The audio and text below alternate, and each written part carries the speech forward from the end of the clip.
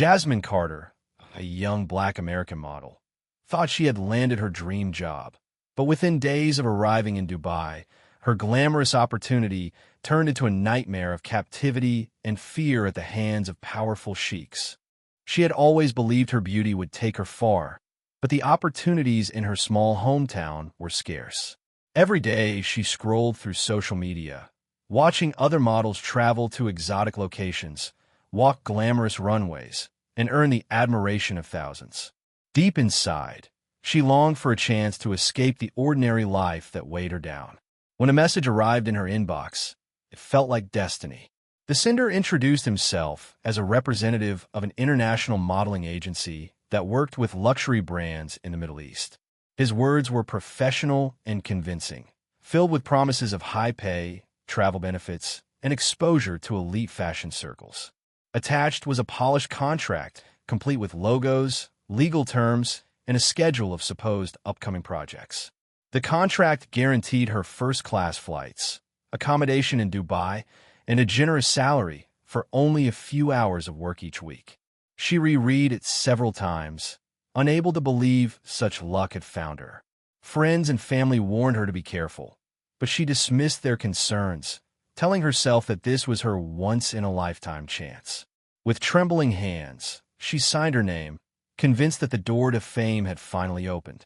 In the weeks before her departure, she prepared like any hopeful dreamer would. She bought new clothes, practiced posing in the mirror, and imagined the dazzling future awaiting her.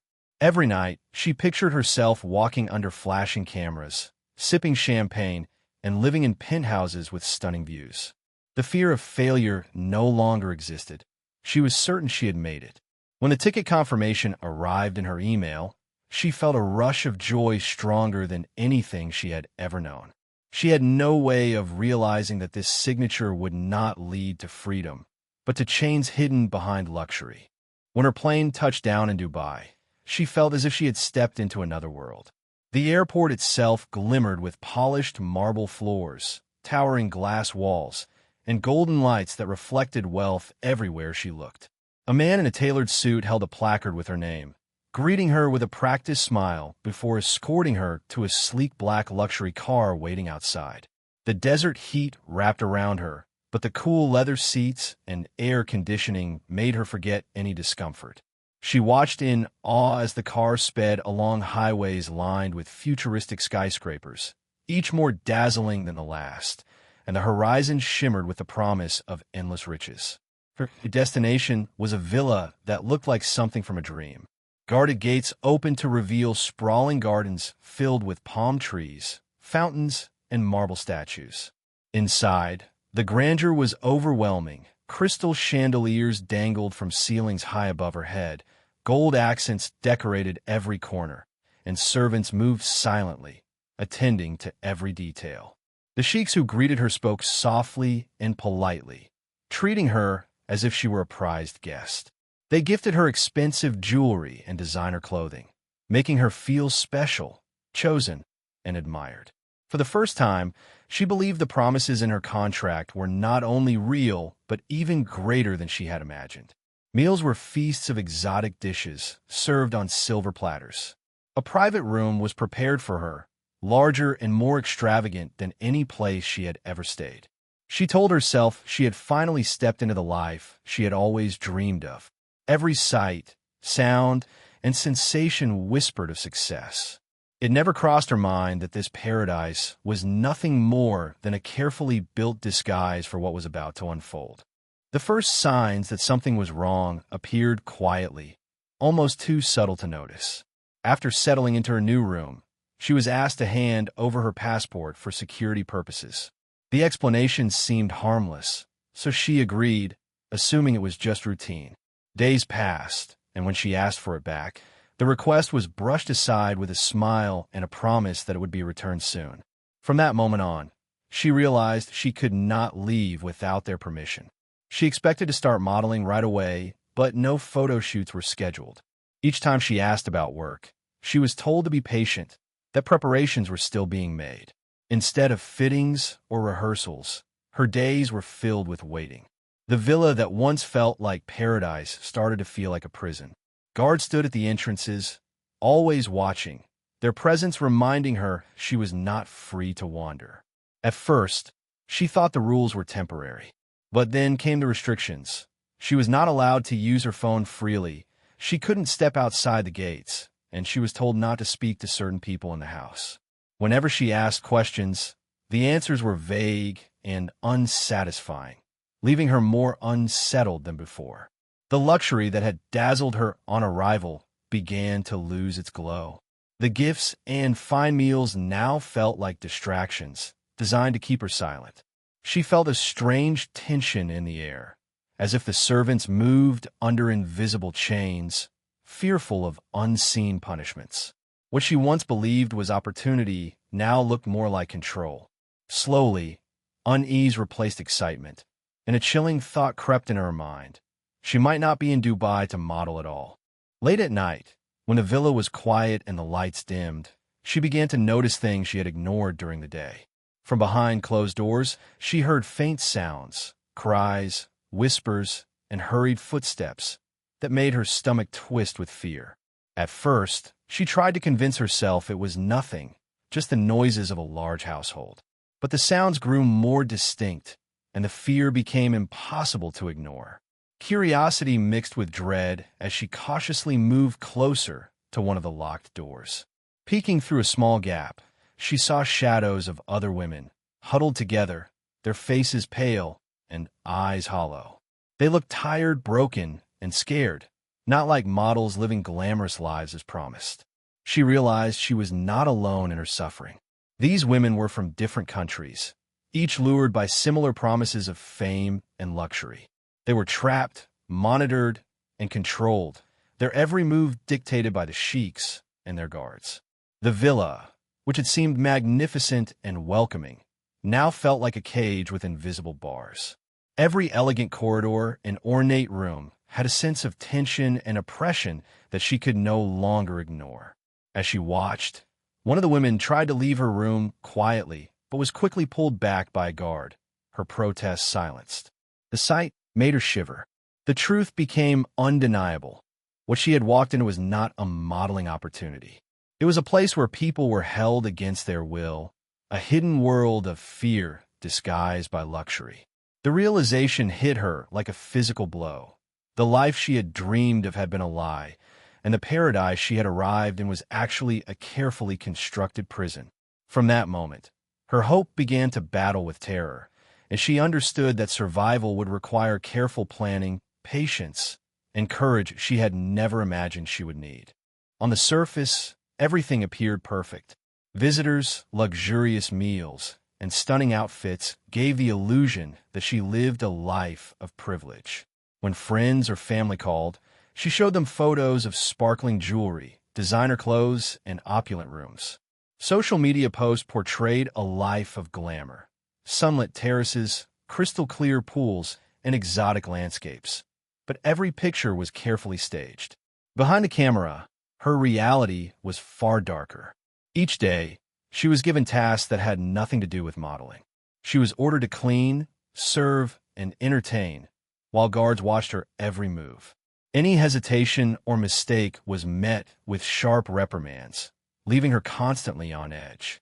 The Sheikhs maintained an air of charm, smiling and praising her when she complied, but their words masked a strict system of control. The same luxury she had once marveled at became a tool to manipulate and contain her. Gifts and fine food were used as rewards to keep her compliant, making her forget, if only briefly, the truth of her captivity. Even her room, once a haven, became a cage. Guards monitored entrances, cameras watched every corner, and leaving without permission was unthinkable. The villa, with all its opulence, had walls she could not see, walls built of fear, secrecy, and power. She began to measure her movements, planning every step to avoid punishment while yearning for freedom. The contrast between her online image and her daily reality deepened her despair. She realized that the wealth and luxury surrounding her were a facade, a mask designed to hide a life of control and fear. What had promised to be a dream was actually a gilded prison, where every shining surface hid chains she could not yet break. One night, fatigue and fear collided, and she made a small but dangerous choice. A task she was ordered to complete felt impossible, and in a moment of quiet defiance, she hesitated. That hesitation was noticed. By morning, the consequences arrived in full force. She was dragged to a small, dark room, the door locking behind her with a heavy click that echoed in the silence. The room had no windows, only a single bare light bulb that flickered intermittently, casting long shadows across the walls. For 2 days, she remained there with no food, no water, and no explanation other than the cold glare of a guard who occasionally checked to make sure she had not attempted to escape. During those long hours, she realized the true price of disobedience. Her body ached from the cold stone floor, her stomach burned from hunger, and the silence pressed down on her like a heavy weight. She remembered glimpses of other women in the villa who had also resisted the rules, and her imagination filled in the blanks of their fates. One of them had disappeared entirely after trying to escape, and no one dared to speak about her. Fear became an ever-present companion, following her wherever she went, whispering that any attempt to resist would end in suffering far worse than she could imagine. When she was finally released, she was weak, trembling, and deeply aware of the control that bound her. The villa's luxurious surroundings no longer held any comfort. They were constant reminders of the power the Sheikhs had over her life. She realized that every rule, every restriction, was enforced not just by guards, but by a system designed to break spirits and enforce compliance. Survival demanded obedience, patience, and an understanding that freedom would not come easily, if at all.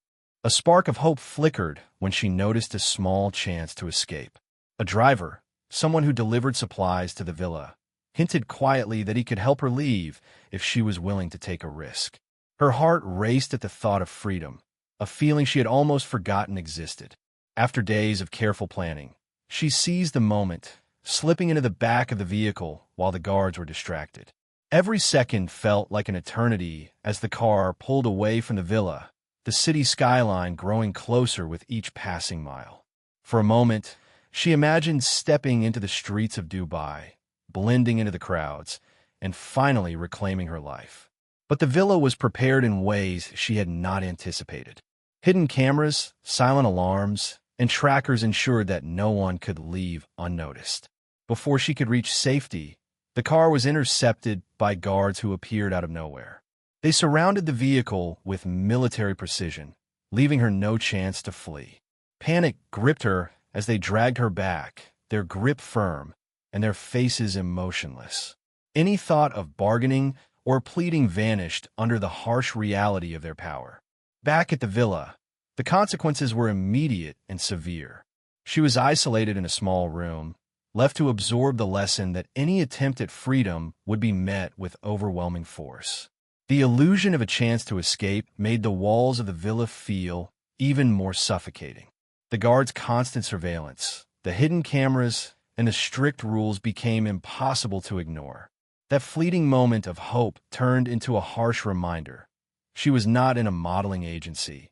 She was in a prison, and no one left without permission. The dream of freedom had been snatched away almost before it could begin, leaving her trapped and more cautious than ever. Slowly, she began to understand the scale of the operation she had stumbled into.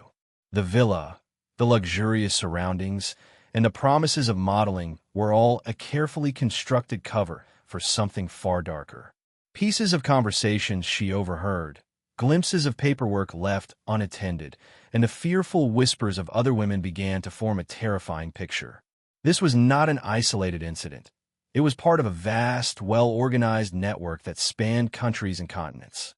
Women were lured with false contracts, glamorous offers, and promises of fame, only to find themselves trapped under the control of powerful sheikhs. The more she observed, the more she realized how sophisticated the system was. Security cameras, guards, and hidden checkpoints ensured that no one could escape. The women who resisted were punished, removed from view, or made an example of to maintain fear. Each person in the villa had a role in maintaining the illusion. Some were complicit, some were forced, and some had no choice but to comply. Even the social media posts showcasing luxury and freedom were carefully orchestrated to keep the outside world unaware, reinforcing the lie of opulence while hiding the reality of captivity. Her horror deepened as she noticed that the women were often replaced by new arrivals, brought in under similar false pretenses. Each woman's passport, identity, and independence were taken away upon arrival, leaving them completely dependent on sheikhs. The network extended far beyond the villa. It involved travel agents, recruiters, and middlemen, all working to maintain the supply of women. She understood then that she was not just trapped physically, but caught in a system that was difficult to dismantle. The glamorous exterior had masked a horrifying truth. She was a small part of a shadow network built on deception, fear, and control, one that preyed on dreams of beauty and success around the world. Amid the despair, a fragile thread of hope appeared in the most unexpected way. A new housemaid had arrived at the villa, quiet and unassuming, blending in with the daily routines of cleaning and serving. She seemed ordinary at first, but over time, the young woman noticed subtle signs that the maid was aware of what was really happening inside the villa. Small gestures, a glance, a whispered caution, a shared look of understanding, gave her courage. The realization that someone else might be sympathetic sparked a new determination to survive and find a way out. The maid found a way to secretly provide her with a small phone, hidden in a place the guards never checked. It was a fragile lifeline, almost too small to hold all her fear and hope, but it represented a chance to connect with the outside world for the first time in months. With trembling hands, she used it to send discreet messages, voice recordings, and photos to a contact in an international NGO that specialized in rescuing victims of human trafficking. Each message carried her fear, her location, and evidence of the captivity she endured. Sending these messages was terrifying. Guards were everywhere, and one wrong move could result in punishment far worse than she had already endured. Yet, the thought of finally being heard outweighed the risk. Every night, she planned carefully, ensuring no one noticed her small acts of resistance. As the days passed, she clung to the hope that her cries for help would reach someone who could act. For the first time since arriving in Dubai, she felt that freedom might be possible, that her story could escape the walls of the Gilded prison and expose the truth of the hidden network she had been trapped in. The days that followed were tense beyond anything she had ever experienced. Every movement had to be calculated, every glance measured, and every sound muffled to avoid detection. She recorded voice notes describing the villa, the guards, and the Sheikh's activities, carefully hiding the small phone in her room whenever anyone approached. She took pictures of locked doors, stairwells, and hidden cameras, documenting the strict surveillance system that controlled every corner of the mansion. Each click of the camera and every whispered recording carried the weight of risk, but she knew it might be her only chance at freedom.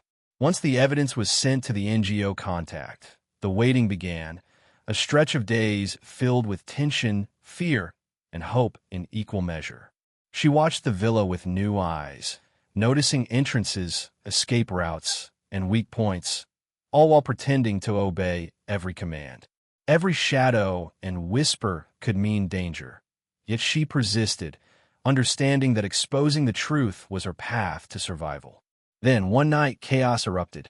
Police and authorities stormed the villa, moving swiftly and with precision. Guards were overwhelmed, sheikhs tried to flee, and some vanished through hidden tunnels before capture.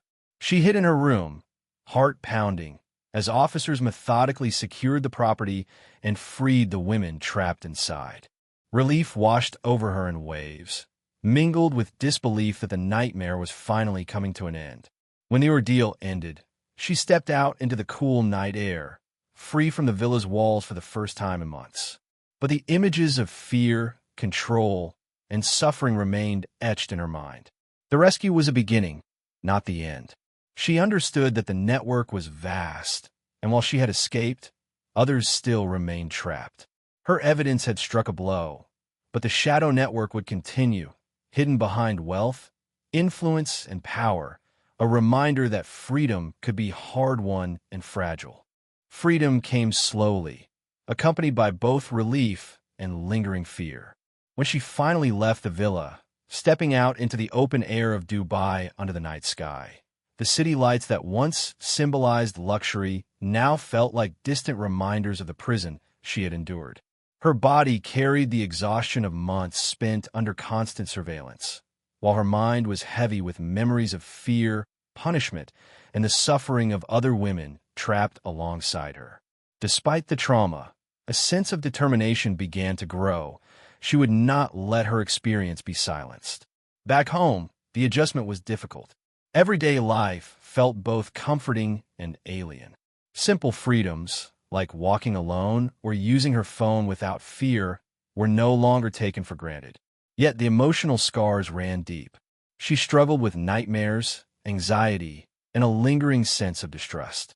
Each day, she reminded herself that survival had required courage, patience, and resilience she had never known she possessed. Slowly, she began to share her story, speaking with journalists, law enforcement, and advocacy groups. Her testimony became a weapon against the shadow network, exposing the trafficking ring that preyed on dreams of fame and opportunity. Even though some of the sheiks remained at large, protected by wealth and influence, her story served as a warning to others. She became a voice for those who could not speak, highlighting the dangers hidden behind contracts, promises, and luxury. Awareness spread, and organizations began investigating similar cases, working to dismantle the network she had escaped. While freedom had been reclaimed, it came at a cost. The loss of innocence, the haunting memories, and the knowledge of systemic exploitation. But she emerged stronger, transformed from a hopeful dreamer into a survivor.